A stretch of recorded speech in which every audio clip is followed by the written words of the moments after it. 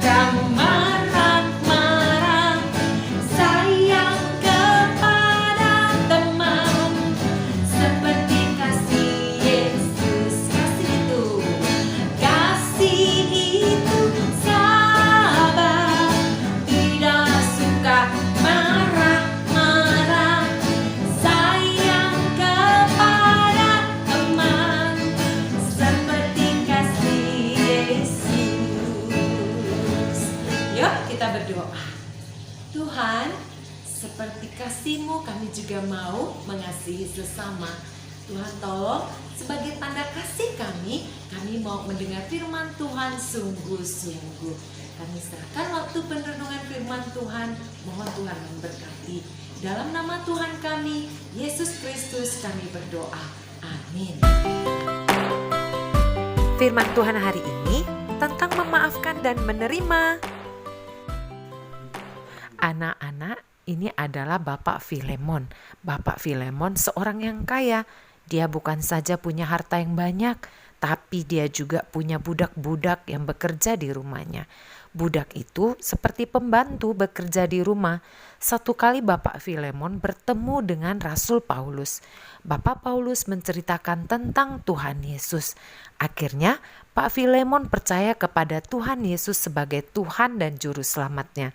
Sejak itu Bapak Filemon menjadi orang Kristen yang baik.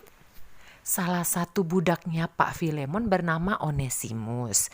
Nah, Onesimus itu coba lihat, wajahnya murung, selalu bekerja di rumah Bapak Filemon. Satu kali Onesimus melakukan sesuatu yang tidak baik, anak-anak. Lihat apa yang dilakukan Onesimus ya. Kok dia lari-lari? Mudah-mudahan tidak ada yang lihat. Aku melarikan diri dari rumah Bapak Filemon. Sebenarnya kalau budak itu nggak boleh melarikan diri. Kalau ketangkap, aku bisa kena hukuman. Aduh, bagaimana ini? Apalagi aku bukan cuma melarikan diri, aku juga mencuri uang Bapak Filemon. Aduh, bagaimana ya? Aku harus pergi ke tempat yang jauh supaya tidak tertangkap dan tidak ketahuan. Aku harus pergi ke daerah Roma. Anak-anak, puji Tuhan. Di Roma, Onesimus bertemu dengan Rasul Paulus. Lalu, Bapak Paulus menceritakan tentang Tuhan Yesus kepada Onesimus. Onesimus mendengarkan dengan sungguh-sungguh loh. Akhirnya, Onesimus percaya kepada Tuhan. Dia bertobat, dia menyesali perbuatannya, dan dia mau menjadi anak Tuhan yang baik. Bapak Paulus menulis surat kepada Bapak Filemon agar Bapak Filemon mau memaafkan Onesimus dan menerimanya kembali. Anak-anak, kira-kira Bapak Filemon mau nggak ya memaafkan dan menerima Onesimus kembali? Kita percaya sebagai anak Tuhan yang baik, Bapak Filemon pasti mau memaafkan dan menyambut Onesimus, menerima Onesimus kembali bekerja di rumahnya. Wah, anak-anak, luar biasa ya Bapak bernama Bapak Filemon itu. Padahal pembantunya, budaknya yang bernama Onesimus sudah melarikan diri, meninggalkan pekerjaannya, meninggalkan tanggung jawabnya sebagai seorang budak. Dia bersembunyi, dia nggak mau ketahuan.